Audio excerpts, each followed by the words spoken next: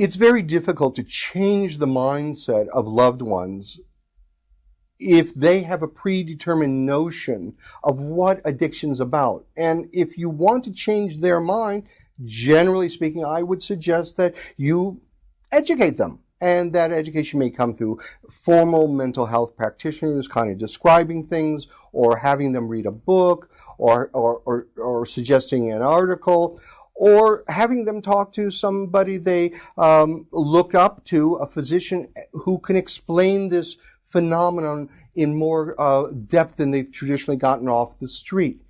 But again, I think that the biggest danger in not being able to change a loved one's perspective lies in the notion that addiction, whatever type of addiction, is a moral or character weakness, or just as bad, even though this may seem controversial, or that addiction is simply a disease. It is a much more complex phenomenon where the individual is trying to cope with all their heart, in most cases, to cope with very uncomfortable feelings and giving them credit for it. It's not that they're weak.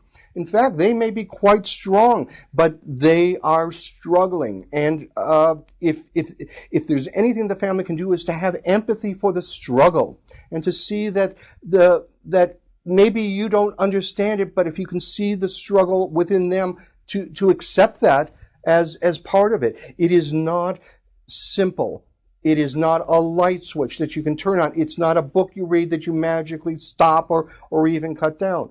I even believe that accepting a harm reduction approach would help the family to roll with the relapses better, to understand these learning opportunities, to understand it from maybe another example would be to try, depending on who's in the family, try to find something in the history of the family or the individual within the family. Let's say mom, who's quite judgmental about the recovery of her daughter, was overweight at one time, and maybe you could show her it wasn't a single event when she decided to lose weight. She did overeat, had that brownie too much or something once in a while, and to draw some comparisons between them and some other behavior that they personally